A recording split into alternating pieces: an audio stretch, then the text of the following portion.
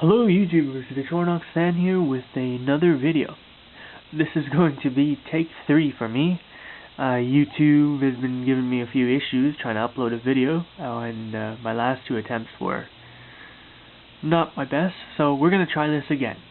This is a video response to John Wayne Colt 45's latest contest on, I am going to, as you can tell, be doing the video response instead of the text response, just because I've got access to the HD camera.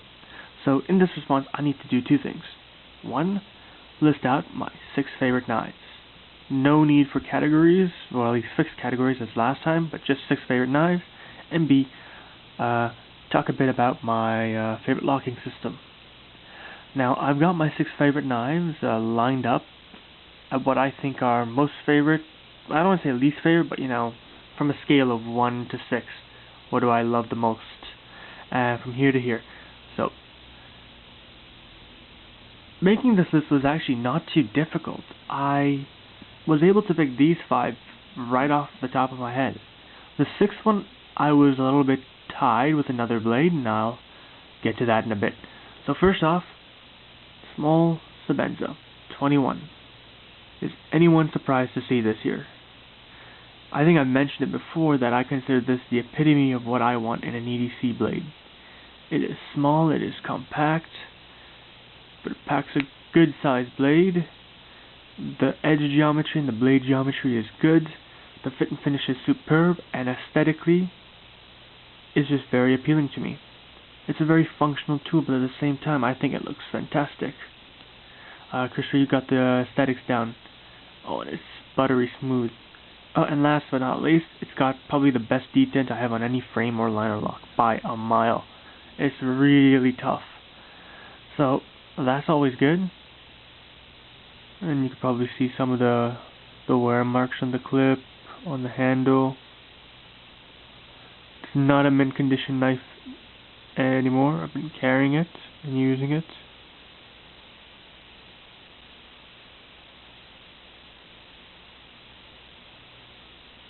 So that's a small Sebenza. Oops.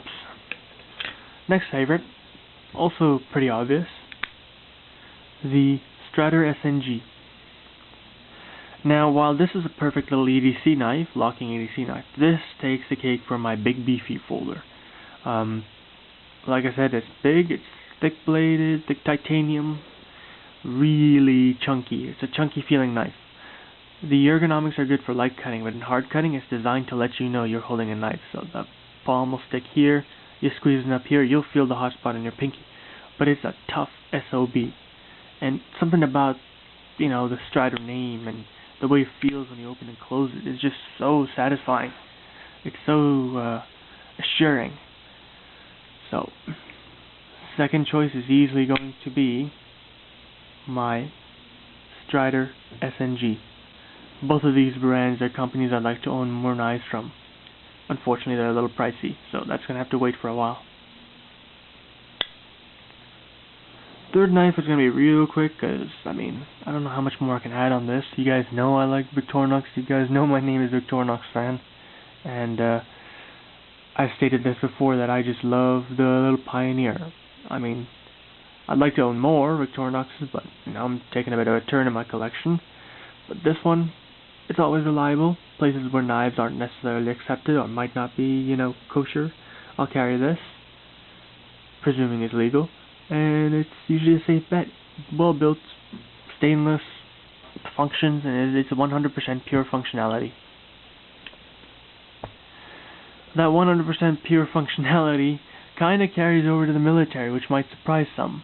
My carbon fiber BG42 military. And let me put it in context. We're talking about a 4-inch blade here, including the choil, obviously. It's very easy to go overboard with a knife of this size when designing it and adding, thicker locks, thicker, stouter blades, making everything chunky and really heavy. But Sal in '96 really had it down. He designed this to be minimalist. Kept the liner lock simple but very strong.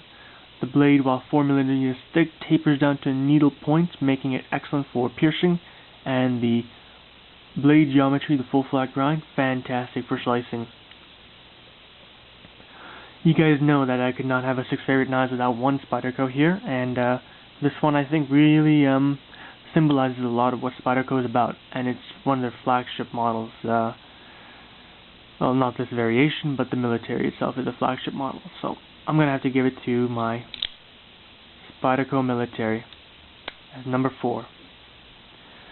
Number 5 may actually surprise a couple people because it's a really new acquisition. In other words, 2 days old. And it's already on my 6th favorite list. Really?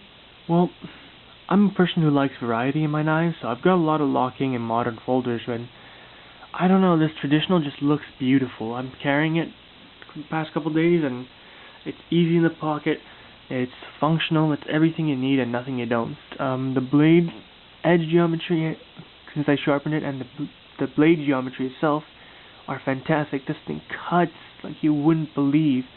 It's a little big knife.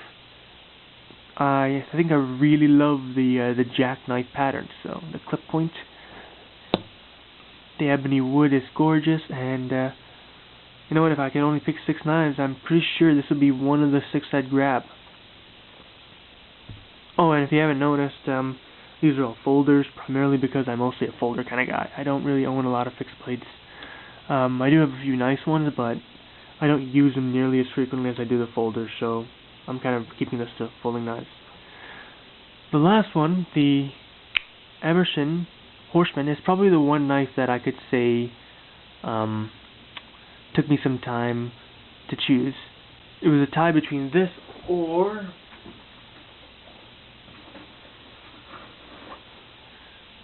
the Sage 1, and I decided to go with the Emerson for a couple of reasons.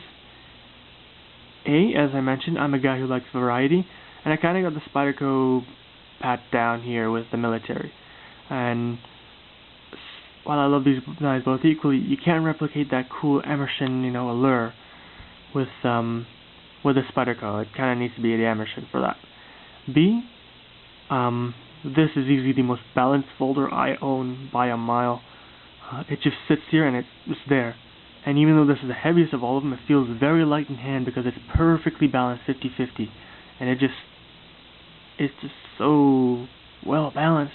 The ergos are fantastic. Your hand locks in the saber grip. Jimping here, while I will say not the world's best jimping, is still functional. Holds you here, choil here, the guard here keeps you from going forward, and you've got a secure lock on. Also, when it comes to a liner lock, the most solid lock I have on any of my liner locks. Still a little sticky, but it's very solid. The only thing I don't like is that annoying squeaky sound. So I'm gonna pick the Emerson just because of variety's sake, and I like to have all my bases covered. But just to say, this was a very close tie for this. Finally, the last thing I want to go over is my favorite locking mechanism. I'd have to say my favorite locking mechanism is the titanium frame lock. When well designed, it is a strong locking mechanism. It's relatively lightweight. It is easy to use. I've got it down to muscle memory, and your hand is kind of like protecting it from unlocking itself if you hold it correctly. Also, to be honest with you, titanium has a special allure, and I'm not gonna lie, it's something about these titanium frame locks that just make it so appealing.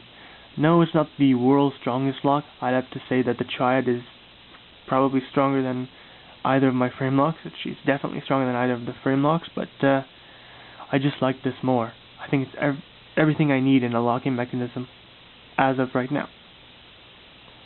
Plus, Sebenza has it, and that's my favorite knife. So, I'm jumping on the bandwagon for that. So, there you guys go.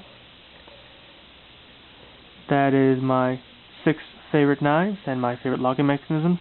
Thanks again to John Wayne Colt 45 for doing this video. I really appreciate it. It really helps build the community, and thanks to everybody who donated prizes for it. Peace out. Let's hope it uploads this time.